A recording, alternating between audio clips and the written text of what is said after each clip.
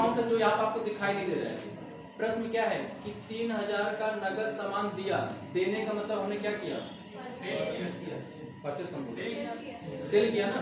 तो यहाँ पर देने का मतलब क्या है, सेल्स, और यहाँ पर सेल्स आपका अकाउंट छुपा हुआ, लेकिन कौन सा अकाउंट होगा, नॉमिनल। ठीक है, तो अब ध्यान दीजिएगा कि यहाँ पर आपको 3000 का 12%, तो 3000 का पहले हम 12% निकालें, और 12% है क्या, टैक्स है ना। तो 12 क्या है 36, कितना जाएगा 360, और ये 360 आया क्या आपका, टैक्स आया है। और 250 रुपया आपको पहले ही बोल दिया कि आपका फ्रेश वैल्यू है, किसके रूप में दिया गया है, डिस्काउंट। और चूंकि सेल्स पर जो डिस्काउंट आता है वो क्या होता है, अलाउड, यानी कि जब आप सामान बेचेंगे और आप किसी को डिस्काउंट देंगे तो ये अलाउड कहलाएगा, लेकिन जब आप सामान परचेस करेंगे डिस्काउंट मिलेगा तो वो रिसीव कराएगा। ठीक है, अब यहाँ पर हमने क्या किया है, सेल किया है, और सेल्स कितने किया है, 3000 का, और सेल्स हमेशा क्या होता है, CR। प्रश्न में नगद है तो नाम की आवश्यकता नहीं है, रहे चाहे न रहे हम नाम नहीं लेंगे, नगद लेंगे। तो यहाँ पर आपको फॉर्मेट है PN, डेबिट और क्रेडिट। पहले हम क्या लेंगे, क्योंकि प्रश्न कैश में है, नगद है तो कैश लेंगे। उसके बाद इसमें देखेंगे तो टैक्स भी किसमें जाता है, CR में, सेल्स भी आपका CR में, लेकिन डिस्काउंट कहाँ जाता है, DR। तो यहाँ पे लेंगे डिस्काउंट अलाउड, यहाँ पर कैश छोड़ दीजिएगा, डिस्काउंट अलाउड का पैसा आपको मालूम है 250, यहाँ लिख लेंगे 250। उसके बाद ये दोनों किसमें आ गए, DR में, और नीचे क्या जाएगा, CR। आपने क्या किया, सेल्स किया, सेल्स कितने किया, 3000 का। उसके बाद इसी में सेल्स में आपका टैक्स भी जुड़ा, और टैक्स कहाँ जाएगा, CR में, यहाँ भी टैक्स आ जाएगा, और टैक्स का अमाउंट कितना 360, और ये दोनों किसमें आ जाएंगे, CR में। ठीक, तो ये कितना हो गया 3360, और 3360 में से 250 माइनस में कितना आएगा, 3110। धीरे धीरे हो जाएगा। चलिए अगला देखिएगा,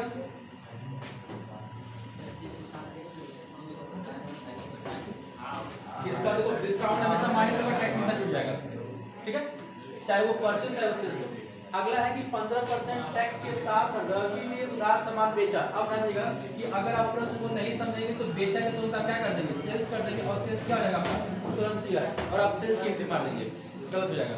यहाँ बोला गया कि 15% टैक्स के साथ रवि ने उधार सामान बेचा। बेच कौन रहा है, आपने क्या किया, परचेस किया, और परचेस करने का मतलब क्या होता है, परचेस क्या होता है, DR के CR, यानी कि यहाँ पर आपका परचेस का सेंस निकल रहा है, और परचेस क्या होता है आपका DR।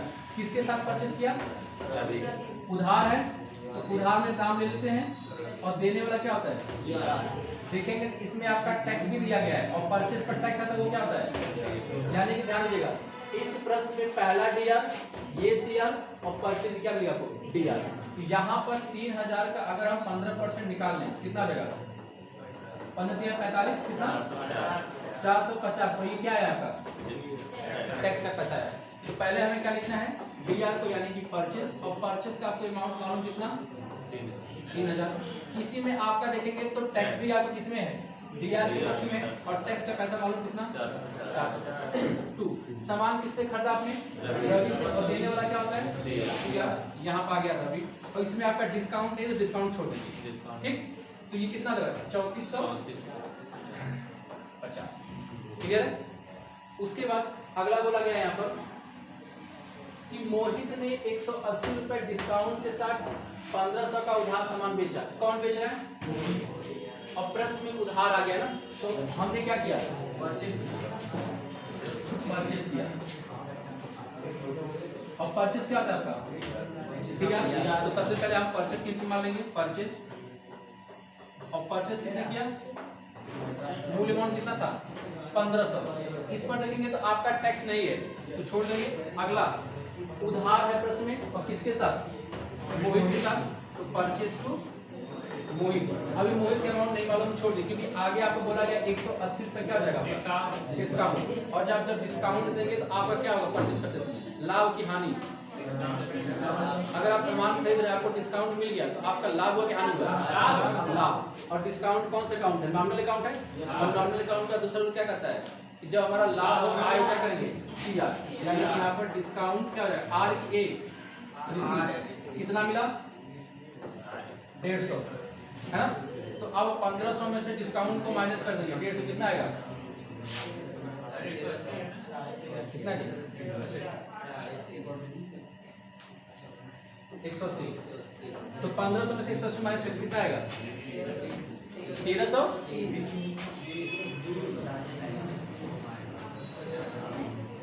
अभी किसी को दिक्कत दोबारा पूछिए इसमें।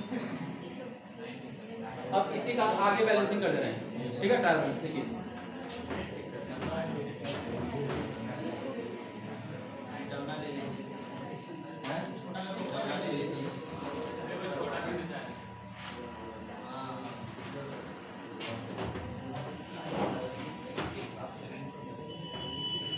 और ध्यान देगा कि ये चीज आपको बार बार करने की जरूरत है, ये वाली चीज।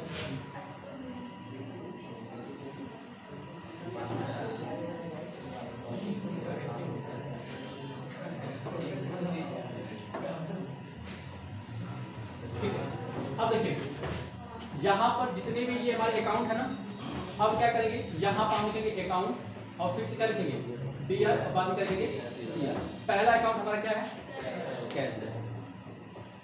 अब कैश जो पहला हमें डीआर में कितना मिला 3110, उसके बाद कैश खोजिए कहीं नहीं है, तो क्या करेंगे 10 3110 बैलेंस कर देंगे।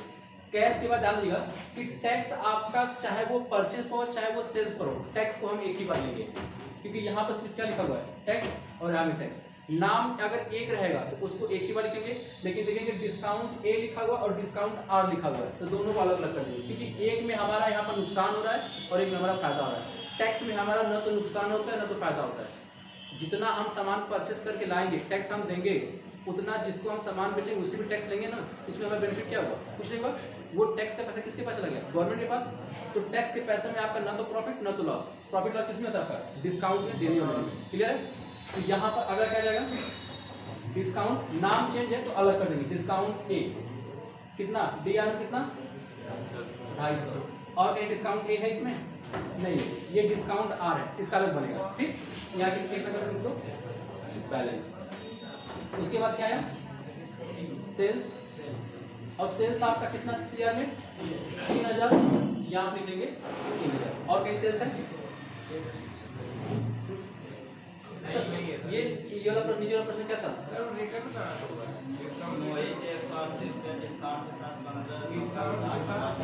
बेचा है ना, ठीक है। हाँ क्या बोलो, डिस्काउंट रिटर्न है, डिस्काउंट रिसीव है, ये आर का मतलब रिसीव है ये, ठीक है, डिस्काउंट नहीं है। अच्छा सेल्स आपको सिर्फ सीआर में कितना मिला 3000 और कहीं नहीं मिला, तो क्या करेंगे इधर डीआर में बैलेंस। आगे हमारा क्या है टैक्स है, और टैक्स आपका सीआर में कितना 360, और कहीं टैक्स है ये मिला डीआर में कितना 450, और कहीं टैक्स नहीं है। तो 450 डीआर में मिला है और सीआर में 360 में हम कितना जोड़ दें कि 450 के बराबर हो जाए, ये पता करने के लिए इसमें से इसको माइनस कर दीजिए, कितना आएगा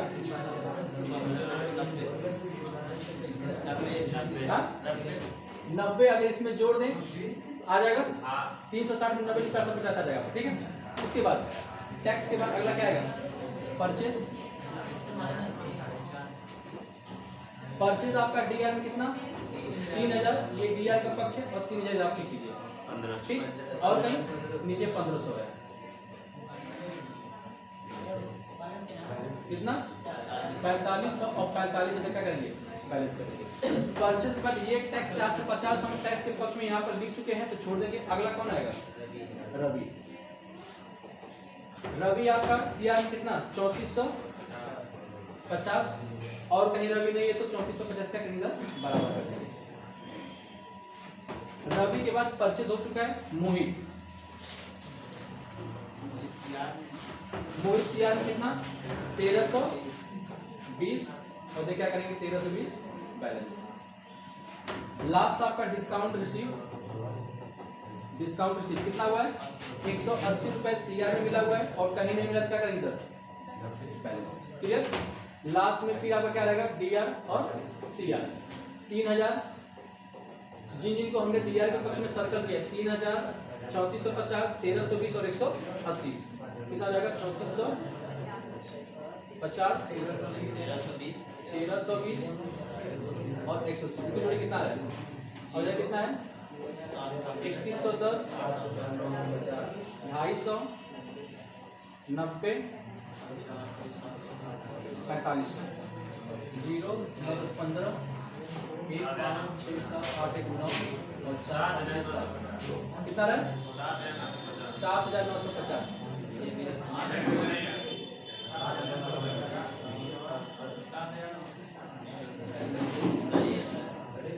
7950 ये आपका ट्रैवल है। ठीक है तो नोट कर लीजिए। या अगर ये वाली चीज हो गई तो इसको अपने ट्राई करिएगा कि नोट करेंगे इसको नोट कर सकते हैं। जब हमें सिस्टम पर ट्रायल बैलेंस निकालना होता है देखिए जैसे यहाँ पर अगर हम लेजर बोले तो लेजर में क्या होता है वही खाता। अगर आप अकाउंट की बात करें तो अकाउंट मतलब क्या होता है आपका ठीक है। तो यहाँ पर हमें क्या करना है लेजर ध्यान देना। देखिए जैसे दो चीज होता है एक होता है आपका लेजर और एक होता है आपका ग्रुप। ग्रुप बोलिए या तो क्या बोलिए अंडर ग्रुप मतलब जैसे मान लीजिए कि यहाँ पर कितने ग्रुप हैं इस क्लास में कितने ग्रुप हैं दो ग्रुप हैं एक गर्ल्स का एक बॉयज। तो क्या गर्ल्स में सभी का नाम एक है सबका अलग है उसी तरह बॉयज में सब अलग है। उसी तरह यहाँ पर जितने भी आपके लेजर हैं इनका कोई ना कोई एक ग्रुप बना हुआ है। जैसे आपको 3-4 चीज कॉमन याद रखना है परचेज का परचेज अकाउंट सेल्स का सेल्स अकाउंट बैंक का बैंक अकाउंट ये 3 चीजों को हमेशा ध्यान रखना है।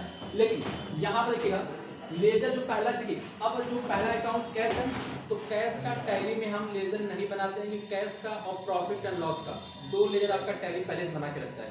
तो जब भी आपको कैश देखने को मिलेगा तो इसका लेजर हम नहीं बनाएंगे। अगला किसका बनेगा डिस्काउंट। तो पहला यहाँ पर लिखिए डिस्काउंट और ए का मतलब क्या ठीक है। अब इसके देखिए कभी भी हम टोटल आपके टैली में जो ग्रुप होते हैं वो 28 ग्रुप होते हैं। 15 और 13 भागों में क्या होते हैं डिवाइड होते हैं जिसको सब ग्रुप और प्राइमरी ग्रुप बोलते हैं। दोनों मिलकर कितने होते हैं 28 ग्रुप होते हैं। अब यहाँ पर मैं कभी भी आपको ग्रुप रटने की बात नहीं कहूँगा कि आप रट लीजिए रटेंगे भूल जाएगा ठीक है। तो कभी भी रटिएगा मत। आप इसको समझना कैसे ध्यान देगा डिस्काउंट अलाउ चूंकि ये कौन सा अकाउंट है पर्सनल रियल या नॉमिनल नॉमिनल और नॉमिनल जरूर कहता है कि जब भी आपका खर्च और हानि डीआर लाभ है सीआर। तो ये डिस्काउंट अलाउ आया है किसमें सेल्स वाले में। तो जब आप सामान बेचेंगे और किसी को आप डिस्काउंट देंगे तो आपका क्या हुआ खर्च या हानि हुआ। तो क्या करेंगे खर्च को इसमें क्या बोलते हैं एक्सपेंस ठीक। और डिस्काउंट हमेशा कैसा होगा इनडायरेक्ट। इनडायरेक्ट मतलब क्या अप्रत्यक्ष रूप से खर्च हुआ ठीक है। दो चीज होती है आगे आपका जितने भी ग्रुप है चाहे वो डायरेक्ट हो इनडायरेक्ट हो थ्योरी में आपको लिखवा दिया समझा दिया जाएगा। अभी फिलहाल यहाँ पर जो डिस्काउंट हुआ किसमें जाएगा इनडायरेक्ट एक्सपेंस यानी कि अप्रत्यक्ष रूप से खर्च हुआ ठीक। अगला क्या बनेगा सेल्स। सेल्स का किसमें जाएगा बताया गया कि सेल्स का सेल्स अकाउंट परचेस का परचेस अकाउंट सेल्स का सेल्स अकाउंट। अगला आपका टैक्स। टैक्स का ड्यूटीज है इसको भी ध्यान रखिएगा चाहे कोई भी टैक्स है आपको हमेशा किसमें डालना उसको ड्यूटीज एंड टैक्सेस। हमेशा चाहे आपका जीएसटी की बात हो चाहे आपका सर्विस टैक्स की बात हो चाहे आपका टीडीएस की बात हो जब भी आपको टैक्स देखने को मिले एक ही ग्रुप मिलेगा क्या ड्यूटीज एंड टैक्सेस। अगला क्या बनेगा परचेस और परचेस किसमें जाएगा परचेस अकाउंट। अगला ये टैक्स देखिए एक बार जिसका लेजर बन जाएगा दोबारा लेजर आप नहीं बनाएंगे ना तो टैली एक्सेप्ट करेगा। वहां दिखेगा अगर मान लीजिए कि अगर कैश का पहले से बना होता है अगर आप दोबारा गए कैश का बनाने तो वहां बोलेगा ऑलरेडी एक्सेप्ट यानी कि पहले से बना हुआ है। तो एक बार जिसका लेजर बन जाएगा अगर वही दोबारा आ रहा है तो नहीं बनेगा उसका ठीक। एक बार टैक्स का बनेगा छोड़ देंगे। अगला किसका बनेगा अब ध्यान देगा कभी भी क्योंकि नाम तो हमेशा चेंज होता रहेगा ऐसा तो है नहीं हमेशा आपको रवि मिलेगा किसी भी व्यक्ति का नाम हो सकता है दुकानदार का नाम हो सकता है। अब वहां पर कैसे करेंगे ध्यान दिएगा नाम के लिए क्या करेंगे। अच्छा ये जो आपका रवि किसमें लिखा गया है सीआर में है और सीआर को हम क्या बोलते हैं पूरा नाम क्या बोलते हैं पूरा नाम क्रेडिट क्या बोलते हैं क्रेडिट और आगे ओवर लगा दीजिए क्या बन जाएगा क्रेडिटर। आगे बस एक वर्ड जोड़ देगा सेंड में SUNDARY, सैलरी। ग्रुप क्या बन जाएगा? Salary creditor. यानी कि जब भी किसी व्यक्ति का नाम CR में आएगा, किस में जाएगा वो? Salary creditor. और जब भी किसी व्यक्ति या दुकानदार का नाम अगर DR में जा रहा है तो क्या जाएगा? Salary creditor. ठीक है। अगला देखिए, अगला परचेस का बन चुका है, छोड़ देंगे। अगला कौन है? बोलिए। अब बताइए मोहित किसमें? DR की CR? ये CR में है और CR का मतलब क्या? क्रेडिटर। तो ग्रुप क्या बन जाएगा? Salary creditor. और आगे आपका डिस्काउंट रिसीव। अब देखिए यहाँ पर वो ऊपर क्या था आपका? डिस्काउंट अलाउड था, तो हमारा क्या हुआ था? एक्सपेंस हुआ था। हमने यहाँ पर परचेस किया है और हमें डिस्काउंट मिला है। मिला है तो मतलब हमारा क्या? एक प्रकार का इनकम हुआ है, छूट मिला, इनकम हुआ ना। और वो भी कैसा? इनडायरेक्ट। तो ग्रुप क्या बन जाएगा? Indirect income. तो इस तरह आप उसमें से जो आपने एंट्री मारी है उसमें से हम इस प्रकार के लेजर छाट लेंगे। और लेजर कभी भी आप रटेंगे नहीं। जैसे मानिए अगर आपको दे दिया यहाँ पर, चलिए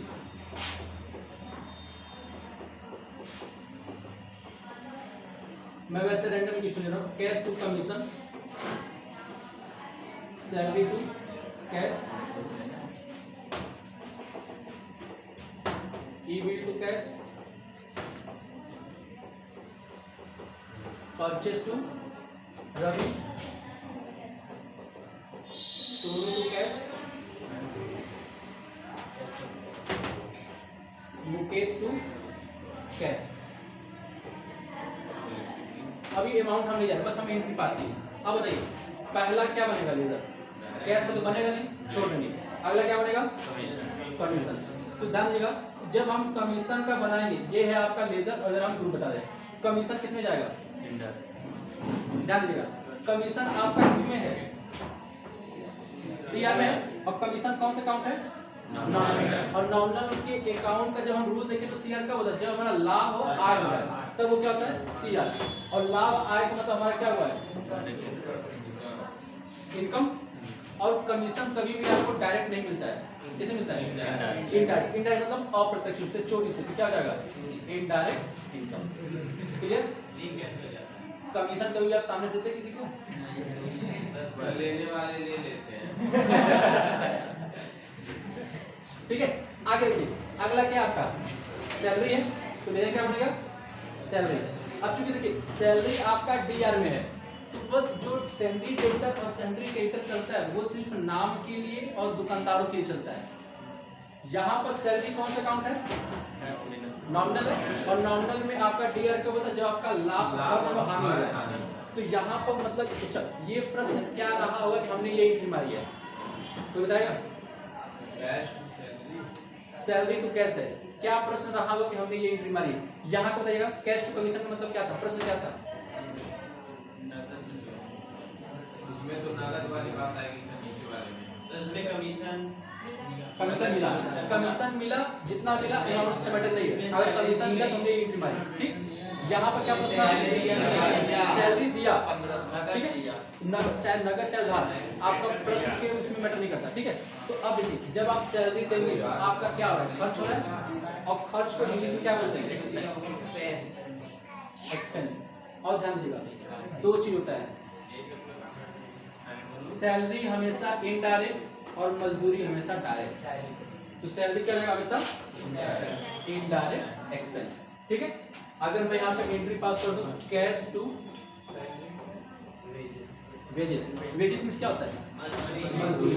तो कैश का तो बनेगा नहीं क्योंकि पहले से बना होता है। क्या बनेगा? वेजेस का। वेजेस लिखेंगे। अब ध्यान देंगे कि यहाँ पर कैश टू वेजेस का मतलब वेजेस आपका CR में है और CR में जो हमारा इनकम होता है क्या होता है? यहाँ प्रश्न है कि मजदूरी मिला। ठीक है। मजदूरी मिला तो हमने किया। अब मजदूरी मिला तो हमारा क्या हुआ? एक प्रकार का अगर मजदूरी आपको पैसा मिल रहा है, मजदूरी का इनकम हुआ। लेकिन आपका जो मजदूरी होता है वो कैसा मिलता है? आपको डायरेक्ट मिलता है। यानी कि हमेशा आपको सामने से मिलेगा। दो अंतर होता है, एक सैलरी होता है, एक आपका क्या होता है? मजदूरी होता है। सैलरी का मतलब आपका जो वेतन होता है वो आपको एंड ऑफ द मंथ यानी कि महीने के लास्ट में मिलेगा और वो भी आपको अकाउंट में मिलेगा। ठीक। लेकिन जो मजदूरी होता है वो आपको दिन पर दिन, जैसे आपका हफ्ते में कर लीजिए या आज आपने काम किया, आज आपको सैलरी दे दी। वो हमने दिया वेजेस को तब तो क्या दिक्कत है? वो हमें मिला चल, ये ऊपर जाएगा नीचे, तो यहाँ पर हो जाएगा डायरेक्ट एक्सपेंस। बस इनकम क्या हो जाएगा एक्सपेंस, लेकिन क्या रहेगा डायरेक्ट ही रहेगा आपका, ठीक है। अगला क्या हो जाएगा इलेक्ट्रिक बिल। अच्छा इलेक्ट्रिक बिल क्या होता है डायरेक्ट या इनडायरेक्ट? अब ध्यान दीजिएगा, आप कभी भी ऐसा नहीं कर सकते कि आपका जो सैलरी इसमें देखिए दो चीजें वेजेस और सैलरी, ये आपका हमेशा इनडायरेक्ट और ये हमेशा आपका डायरेक्ट, ये कंफर्म है। लेकिन कमीशन को आप ऐसा नहीं बोल सकते, न तो इलेक्ट्रिक बिल को। ये आपके एक सिक्के के दो पहलू होते हैं, किसी स्थिति में ये डायरेक्ट भी हो सकता है और किसी स्थिति में इनडायरेक्ट भी हो सकता है, ठीक है। तो यहाँ पर मान लीजिए कि अगर हम कंपनी की बात करें तो कंपनी के अंतर्गत जितनी भी खर्चे होंगे वो क्या होते हैं, क्या होते हैं? देखिए अगर किसी सामान को निर्माण करने में अगर खर्चा आ रहा है और वो खर्चा कंपनी के अंतर्गत हो रहा है तो वो क्या होगा डायरेक्ट होगा। लेकिन उसी सामान को सेल करने में कंपनी के बाहर यानी फैक्ट्री के बाहर बेचने में जो खर्चा होता है वो इनडायरेक्ट होगा, ठीक है। तो यहाँ पर कंपनी के अंतर्गत हो रहा है, हम कंपनी के पर्सपेक्टिव से चल रहे हैं, तो यहाँ पर क्या हो जाएगा खर्चा हो रहा है यानी कि क्या हुआ खर्चा में क्या होगा एक्सपेंस और कैसा डायरेक्ट। लेकिन अगर यही कंपनी का केस नहीं रहता, दूसरा केस रहता सेल्स जैसे दूसरा था तो वहां पर क्या होता है इनडायरेक्ट, ठीक। अगला क्या है परचेस, और परचेस किसमें जाएगा परचेस का परचेस अकाउंट। अगर वो इलेक्ट्रिक बिल फर्म के नाम पे होता फर्म मतलब एक समथिंग फर्म क्या होता है सर घर का इलेक्ट्रिक बिल में क्या होता है? Commercial Indirect. है ना इनडायरेक्ट। अब ध्यान दो कि यहाँ पर देखो इनडायरेक्ट तो इसलिए बोल रहे हैं जैसे मान लो कि यहाँ पर तुम्हारा घर है, यहाँ पर बिजली विभाग है, अच्छा गवर्नमेंट, अच्छा जो बिजली का बिल पैसा अंत में किसके पास जाता है गवर्नमेंट के पास। तो क्या आप डायरेक्ट गवर्नमेंट में जमा करते हैं किसके माध्यम से करते हैं? आप डायरेक्ट पहले बिजली जाते हैं वहां से पैसा कहाँ आता है सेंट्रल गवर्नमेंट के पास। तो आपने डायरेक्ट इसको पैसा ना दे किसके थर्ड पार्टी के माध्यम से दिया है तो क्या हो जाएगा इनडायरेक्ट, ठीक है। चलो अब देखिए परचेज का हो गया परचेज अकाउंट। अगला क्या बनेगा रवि। अब रवि किस में जाएगा क्योंकि रवि किस में आपका सीआर में, और सीआर को हम क्या बोलते हैं क्रेडिट, आगे लगा देंगे ओआर बन गया क्या क्रेडिटर, आगे एक वर्ड जोड़ देंगे सेंट्री, और सेंट्री का अगर कोई मतलब है तो मतलब होता नहीं है, बस आपका नाम दे दिएगा सेंट्री क्रेडिटर, ठीक। अगला क्या बनेगा सोनू, किसमें जाएगा? अगर हम सोनू का लेजर बनाए तो सोनू किसमें आपका है डीआर में है, और डीआर को क्या बोलते हैं डेबिट, आगे ओआर लगा देंगे, आगे एक वर्ड जोड़ देंगे क्या सेंट्री, ग्रुप बन गया आपका सेंट्री क्रेडिटर, ठीक। अगला क्या है मुकेश, मुकेश किसमें जाएगा मुकेश इसमें डीआर ना तो सेंट्री डेबिटर। तो इस तरह अगर आपको सिस्टम पर करना होगा तो एंट्री को देख के आपको पहले ये लेजर बनाने पड़ेंगे। यहाँ पर देखिएगा, यहाँ पर जो हम ये सब लिखे हैं ये सब आया कहाँ से कॉपी के प्रश्न से देख लिखे हैं ना। तो सिस्टम को क्या पता, पहले सिस्टम को बताएंगे ना कि हाँ हमारा ये रवि है, ये सोहन है, ये कमीज है, ये पहले बताएंगे, तो उसी को हम क्या बोलेंगे लेजर और ग्रुप बनाना चाहिए, ठीक। अच्छा ये बताइएगा कि इस प्रश्न चूंकि आपको दो चीज ध्यान देना है, जब सिस्टम पर करने जाएंगे तो सबसे पहले आपको लेजर छांटना आना चाहिए कि इस प्रश्न में लेजर क्या क्या बनेगा। लेजर छांटने के बाद ये प्रश्न की एंट्री हम किस वाउचर में करेंगे, तो बताइए पहला जो प्रश्न है इसकी एंट्री हम किस वाउचर में करेंगे, और आपको वाउचर बताया गया है F4 से लेके F9 तक के वाउचर बाय डिफॉल्ट खुले होते हैं। तो बताइए पहले जो प्रश्न की एंट्री हम किस वाउचर में करेंगे, मत पलटो कॉपी बाबू, मत पलटो, बताइए नहीं नाम नहीं, फंक्शन की बताना है, फंक्शन के साथ नाम किसमें जाएगा F8 में। F8 का नाम क्या है, F8 का नाम क्या है सेल्स। अगला बताइएगा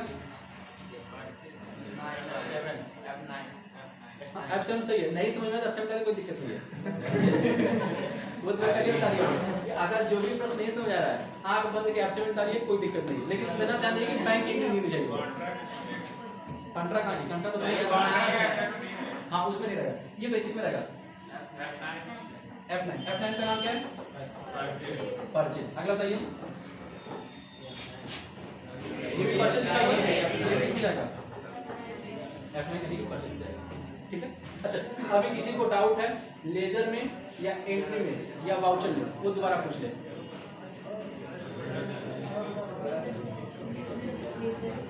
कोई दिक्कत?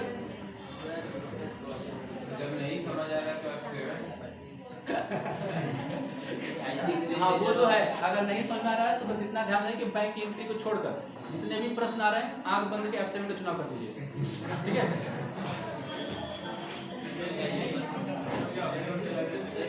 अच्छा नोट करना है फर्नीचर वाला